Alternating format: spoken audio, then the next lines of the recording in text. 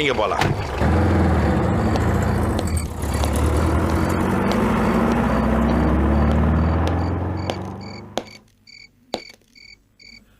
கனகு, கனகு. என்னங்க இன்னைக்கு நேரத்தோட வந்துட்டீங்க? வேலைக்கு போன புருஷன் நேரத்தோட வந்தா சந்தோஷப்படுற பொண்டாட்டியை தான் நான் பார்த்திருக்கிறேன். எந்த போலீஸ்காரனோட பொண்டாட்டியும் புருஷன் இப்படி நேரத்தோட வந்துட்டா ஆச்சரியப்படாம இருக்க மாட்டாங்க. வார்த்தைக்கு வார்த்தை பதில் பேசலன்னா உனக்கு தலை வெடிச்சிருமே. இந்த அப்படி வாங்க.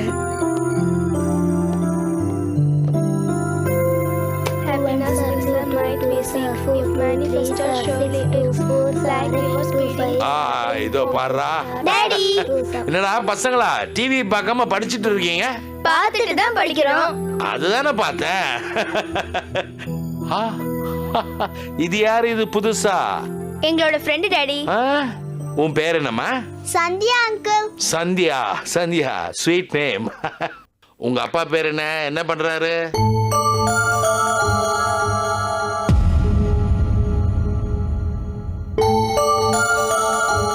என்னங்க இது வந்தது வராதுமா? குழந்தைங்க கிட்ட என்ன என்கொயரி? போங்க போய் ட்ரெஸ் சேஞ்ச் பண்ணுங்க. என்ன நீ ரோட்ல சும்மா போறவங்களே யாரு என்னன்னு விசாரிக்கிற போலீஸ்காரனா? வீட்டுக்கு வந்தவங்கள விசாரிக்கலாம் எப்படி? அப்பா வேணா விட்டுருங்களேன். சரிங்க. சந்தியா இன்னைக்கு நைட் இங்க தங்கலான்னு வந்திருக்கா. நீங்க பாட்டுக்கு அப்பா யாரு அம்மா யாரு வீடு எங்கன்னு கேட்டு அவளை வீட்டுல கொண்டு போய் விட்டுட்டீங்கன்னா அதான் சொல்ல மாட்டேங்கிறா. அப்படியாமா சந்தியா?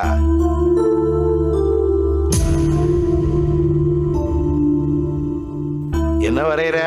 அழகா இருக்க. வீடு கேக்க நகர் தானே? சரி சரி டைம் ஆயிடுச்சு. புக்ஸ் எல்லாம் எடுத்து வச்சுட்டு சாப்பிட வாங்க. சந்தியா வா போலாம்.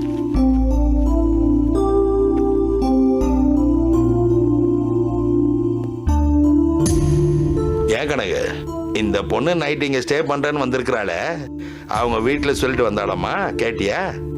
வீட்டுல ஏதோ ப்ராப்ளமா? நானும் எதுவும் கேட்கலங்க. அவங்க வீட்டுல தேட போறாங்கம்மா. தேடி வந்தா பாக்கலாங்க.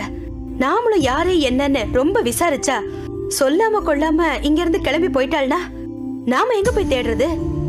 விடியட்டும். காலையில நானே ஸ்கூலுக்கு போய் விசாரிச்சு அவங்க பேரண்ட்ஸ் கிட்ட விட்டுடுறேன். வாங்க சாப்பிடலாம்.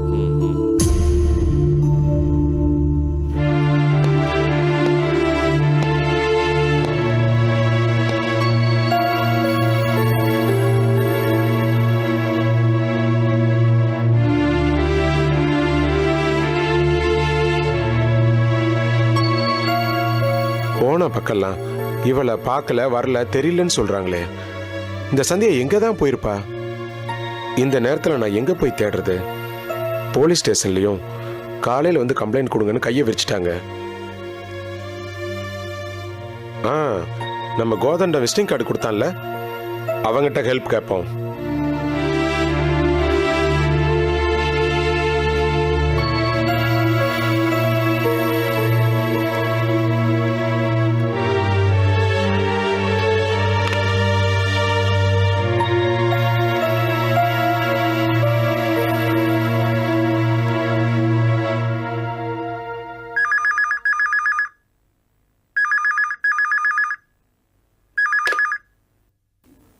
Hello, inspector Kothandaraman speaking. நான் சிவா பேசுறேன். ஏய் சிவா, என்னடா என்ன இந்த நேரத்தில்? இல்ல, எனக்கு ஒரு ஹெல்ப் பண்ண முடியுமா? என்னாச்சு? ஏதாவது ட்ரங்க் அண்ட் டிரைவிங்ல மாட்டிக்கிட்டியா? அதெல்லாம் இல்ல, என் குழந்தைய காணோம். என்னடா சொல்ற? குழந்தைய காணோமா? ஆமா, காலையில ஸ்கூலுக்கு போனவ திரும்பி வரல. நானும் அவளோட ஃப்ரெண்ட்ஸுங்க வீட்டில், தெரிஞ்சவங்க வீட்டில் எல்லா இடத்துலையும் போய் தேடி பார்த்துட்டேன். எங்கேயுமே அவள் இல்லை. போலீஸ் ஸ்டேஷனில் போய் கம்ப்ளைண்ட் பண்ண போனேன். அவங்க காலையில் வந்து கம்ப்ளைண்ட் கொடுங்கன்னு சொல்லிட்டாங்க. நீ தான் எனக்கு எப்படியாவது ஹெல்ப் பண்ணணும். உன் குழந்தை பேர் என்ன? சந்தியா. சந்தியாவா? கொஞ்சம் லைன்ல ஏறு. கனக கனக வரேங்க. என்னங்க? இங்க வா. கௌரி கூட ஃப்ரெண்டு ஒருத்தி வந்திருக்காளே, அவ பேர் சந்தியா தானே? ஆமா. ஏ எது கேக்குறீங்க? கொஞ்சம் இரு சொல்றேன். டேய் சிவா, உன் குழந்தை எந்த ஸ்கூல்ல எந்த ஸ்டாண்டர்ட் படிக்கிறா? ஆவிச்சி ஸ்கூல்ல 4th ஸ்டாண்டர்ட் படிக்கிறா. சிவா, என் பொண்ணும் பையனும் அதே ஆவிச்சி ஸ்கூல்ல 4th ஸ்டாண்டர்ட் தான் படிக்கிறாங்க. அது மட்டும் இல்ல, உன் பொண்ணு இப்ப என் வீட்டுல தான் இருக்கா. டேய் சிவா, உன் பொண்ணு சந்தியாவும் என் பசங்க கௌதம் கௌரியும் ஃப்ரெண்ட்ஸ்ரா. ஸ்கூல் முடிஞ்சதும் சந்தியா என் பசங்க கூட தான் என் வீட்டுக்கு வந்திருக்கிறா. எங்க வீட்டில் கொஞ்சம் பிரச்சனையா இருக்கு, நான் இன்னைக்கு போக முடியாது, உங்க வீட்டிலே தங்கிக்கிறேன்னு சொல்லியிருக்கிறா. உன் அப்பா அம்மா பேர் என்ன, அட்ரஸ் என்னன்னு கேட்டதுக்கு என்னால சொல்ல முடியாது, சொன்னா என்னை கொண்டு போய் என் வீட்டில் விட்டுருவீங்கன்னு சொல்லியிருக்கிறா. நான் இப்பவே கிளம்பி வரேன். உடனே கிளம்பி வா.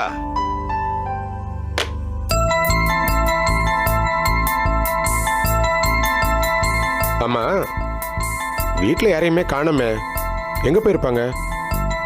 ஒருவேளை சந்தியாவை தேடி வெளியில் எங்கேயாவது போயிருப்பாங்களா?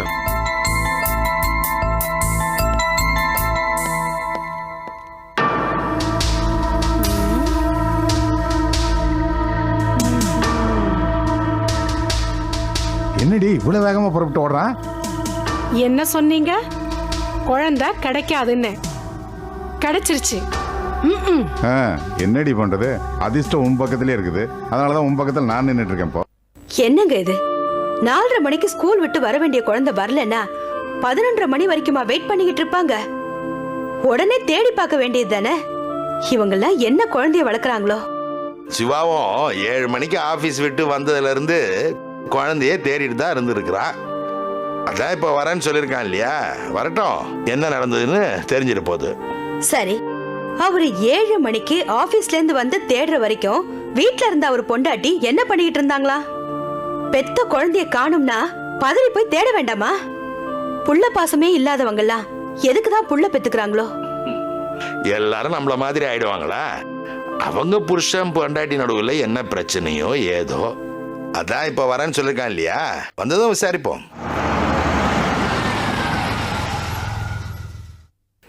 சிவான் தான் நினைக்கிறவா.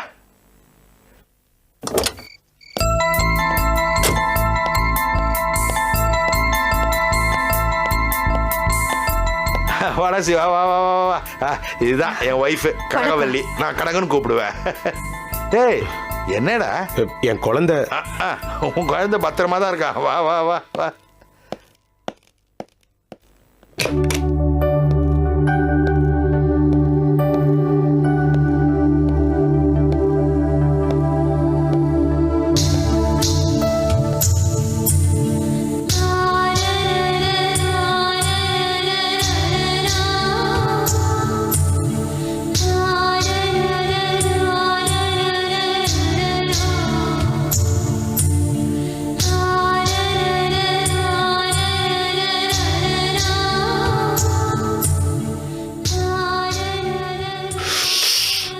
சந்தியா, உன் மனசு எவ்வளவு வேதனைப்பட்டிருந்தா இப்படி சொல்லிக்காம ஓடி வந்திருப்ப.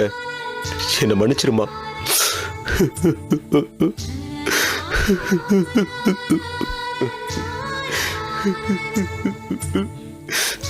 சிவா, சிவா,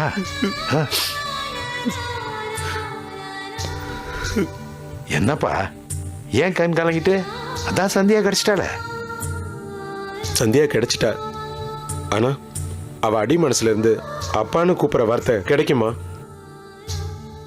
எங்க 2 பேருக்கும் நடக்கிற யுத்தத்துல இந்த பிஞ்சு மனசோட வாழ்க்கை இப்படி அடியோட நாசமா போயிடுமே. எல்லாம் சரியா போயிடும், கவலைப்படாத. பாப்போம், வாப்பா வா. வா.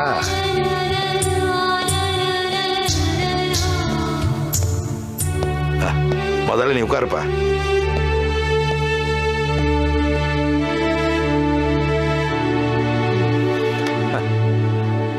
வீட்டுக்கு வரும்போது குடும்பத்தோட வாடான்னு, இவன் என்னடான்னா முதல்ல வீட்டுக்கு வரும்போது குழந்தைய காணோன்னு வரான். குழந்தைய காணோன்னு இப்ப வந்திருக்கீங்களே, இவ்வளவு நேரம் என்ன பண்ணீங்க? நான் 7:30 மணிக்கு வீட்டுக்கு வந்ததுக்கு அப்புறம் தான் எனக்கு விஷயமே தெரியும். ஏன் அது வரைக்கும் உங்க ஒய்ஃப் உங்களுக்கு ஃபோன் பண்ணி சொல்லலையா? பிரச்சனையே அவளால தானே. அவ சரியா இருந்தா ஏன் இதெல்லாம் இப்படி நடக்குது?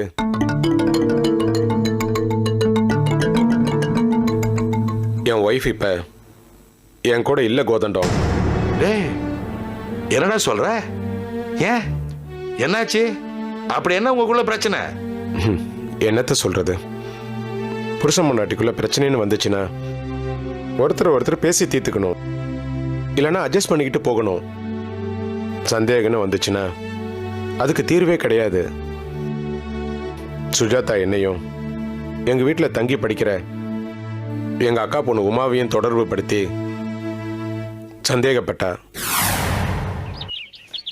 சுஜா, இப்படி நம்ம தனிமையில மொட்டை மாடியில சந்திச்சு எத்தனை நாள் ஆச்சு? என்னங்க? ஐயோ,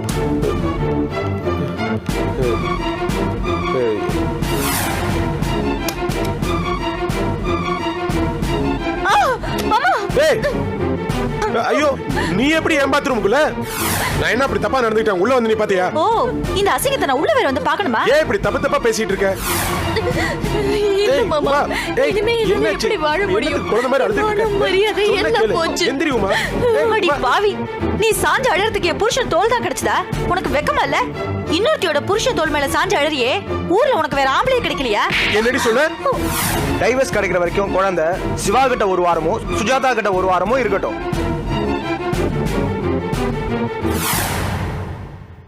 இப்படி பிரச்சனை வந்தா என்னால என்ன பண்ண முடியும் சொல்லு? முட்டாள், பிரச்சனை இந்த அளவுக்கு முத்துற வரைக்கும் விட்டு வச்சிருக்கேடா. சரி, உமாவால தான் இவ்வளவு பிரச்சனைனா அவளை அவங்க வீட்டுக்கு அனுப்பிச்சிட வேண்டியதானே? என்ன பேசுறீங்க? உமா நான் தூக்கி வளர்த்த பொண்ணு. சுஜா நினைக்கிற மாதிரி என்னால அவளை அந்த கண்ணோட்டத்துல பார்க்கவே முடியாது. நான் எவ்வளவோ சுஜாவுக்கு எடுத்து சொல்லிட்டேன், அவன் நம்பல. அவன் நம்பணுங்கிறதுக்காக நான் உமாவை அவ வீட்டுக்கு அனுப்புனா அவன் நினைக்கிறதெல்லாம் உண்மையாயிடாதா? சரி, இப்ப அவ உமாவோட சந்தேகப்படுறா, அவளை அக்கா வீட்டுக்கு அனுப்பி வச்சிடறேன். நாளைக்கு ஆபீஸ்ல வேற யாரு கூடயாவது இணைச்சு வச்சு சந்தேகப்பட்டானா அவளை எங்க அனுப்ப முடியும்? என்ன பண்றது? அதோட அவளை காதலிச்சு நான் கல்யாணம் பண்ணிக்கிட்டதுனால என் அப்பா அம்மா, சொந்த பந்தம் எல்லாத்தையும் நான் இழந்தேன். ஆனா மறுபடியும் அவங்க எல்லாம் வந்து ஒன்னா சேர்ந்துருக்காங்க. இவ பேச்சு கேட்டுட்டு அவங்க எல்லாரையும் நான் இழக்கிறதுக்கு தயாரா இல்ல. யாரும் யாரையும் இழக்க வேண்டாம்ப்பா. உண்மை வேற விதமா இருக்கும்போது வெறும் சந்தேகத்தினால நீங்க 2 பேரும் டைவர்ஸ் அளவுக்கு வந்து நின்னுட்டீங்களே. டைவர்ஸ்க்கு நான் காரணம் இல்லைன்னு நினைக்கும் போது எனக்கு நிம்மதியா இருக்கு. சரி, இதை இதோட விடு. எனக்கு ஒரு ஹெல்ப் வேணும், அது நீ பண்ணுவியா? என்னடா, என்ன இப்படி கேட்டுக்கிட்டு? என்ன பண்ணணும் சொல்லு. இங்க இருக்கிறதுல தான் சந்தியாவுக்கு நிம்மதின்னு உங்க வீடு தேடி வந்திருக்கா. எங்களுக்குள்ள பிரச்சனை சுமூகமா தீர்ற வரைக்கும் அவ இங்கேயே இருக்கட்டுமே. இருக்கட்டுங்க, நான் பாத்துக்கிறேன். ரொம்ப தேங்க்ஸ்ரா. வீட்டுல சந்தியாவை கண்ணன் அப்பா அம்மா எல்லாம் தவிச்சிட்டு இருப்பாங்க. நான் கிளம்புறேன். சரிப்பா, பாத்துப்போ. வீட்டுக்கு போனதா எனக்கு ஃபோன் பண்ணு. சரிடா, நான் வரேங்க. என்னங்க, உங்க க்ளோஸ் ஃப்ரெண்ட் வாழ்க்கை இப்படி ஆயிடுச்சு. என்ன பண்றது, எனக்கும் மனசு கஷ்டமா தான் இருக்கு. ஒண்ணு, இவராவது சொந்த பந்தங்களை விட்டு கொடுக்கணும், இல்ல ஒய்ஃபாவது உமாவுக்கும் இவருக்கும் என்ன ரிலேஷன்ஷிப்னு புரிஞ்சுக்கணும். 2 பேரும் இப்படி பிடிவாதமா இருந்தா பிரச்சனை எப்படிங்க முடியும்?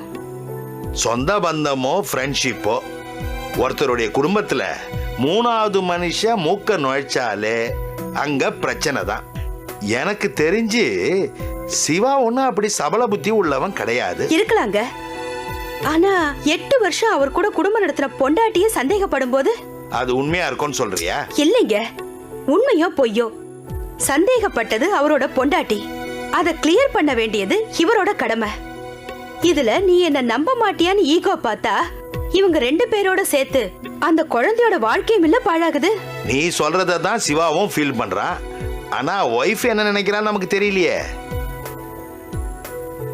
சிவா உங்களுக்கு ஃப்ரெண்டுங்கிறத விட அவரோட பொண்ணு சந்தியா நம்ம கௌதம் கௌரிக்கும் ஃப்ரெண்ட் ஆயிட்டா. சோ நாம அவங்களுக்கு ஏதாவது முடிஞ்சதை செய்யணுங்க. கண்டிப்பா செய்வோம். சிவா கிட்ட நான் பேசுறேன். பாப்போம், நம்மளால முடிஞ்சதை செய்வோமே. வா.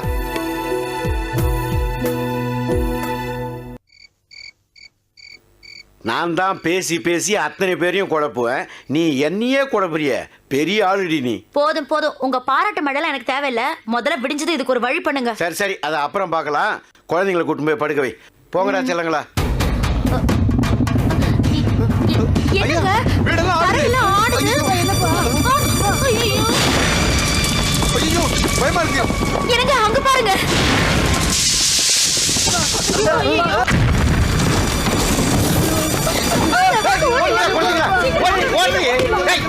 வந்துட்டான்.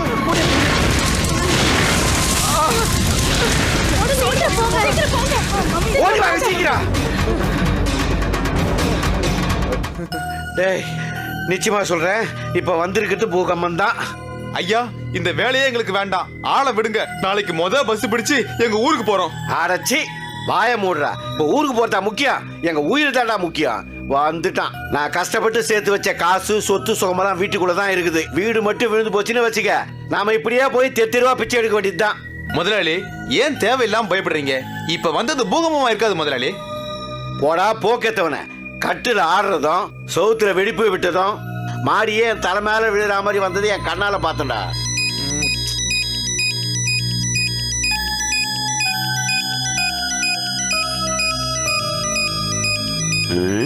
இந்த நேரத்துல இந்த ஆளு ஏன் கூப்பிடுறாரு?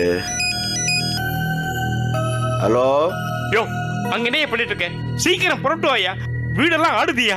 என்னது என் வீடு ஆடுறது உங்களுக்கு அதுக்குள்ள தெரிஞ்சு போச்சா? என்னது ஓ வீடு ஆடுதா? இங்க என் வீடு ஆடுதுன்னு சொல்ல வந்தேன். என்னது உங்க வீடு ஆடுதா? ஆமையா. இப்ப என்னங்க பண்றது? அத நான் சொல்றேன். ஐயா கொஞ்சம் இருங்க. ஆமா நீ யாரு, எப்ப இங்க வந்த? உன் வீடு ஆட ஆரம்பிச்சதுல அப்ப வந்த. அப்போ எங்க வீட்டுக்கு சூனிய வச்சது நீதானா? உன் வீட்டை புடிச்சு உலுக்கு உலுக்குன்னு உலுக்குன நீங்க எல்லாம் காணாம போயிடுவீங்க. இதுக்கே இப்படி மிரண்டு போயிட்டீங்களே, இன்னும் எவ்வளவு இருக்கு தெரியுமா? தப்புதான் தப்புதாம்மா. அதுக்கு இப்படி ஒரு தண்டனை கிடைக்குன்னு நாங்க கொஞ்சம் கூட நினைக்கவே இல்லை. காலையில இருந்து கொலை பட்டினிமா, சாப்பிடவே இல்லை. அது மட்டுமா, இவ்வளோ பெரிய பங்களாவை வச்சுக்கிட்டு நிம்மதியா உள்ள இருக்க முடியலம்மா. பயமா இருக்குது. தயவு செய்து எங்களை மன்னிச்சிருமா. எதுவுமே இல்லாம சாப்பிட முடியாம தூங்க முடியாம போனா அது விதின்னு விட்டுறலாம். ஆனா எல்லாம் இருந்தும் நிம்மதி இல்லாம போனா எவ்வளவு வயிற்றுச்சலா இருக்கும். போய் பாதிக்கப்பட்ட மீதி பேருக்கு நியாயமா செய்ய வேண்டியதெல்லாம் செய்யி. உன் நிம்மதி உனக்கு தானா கிடைக்கும். சரிம்மா. அப்பாடா, இனிமேல் தப்பே பண்ணக்கூடாது.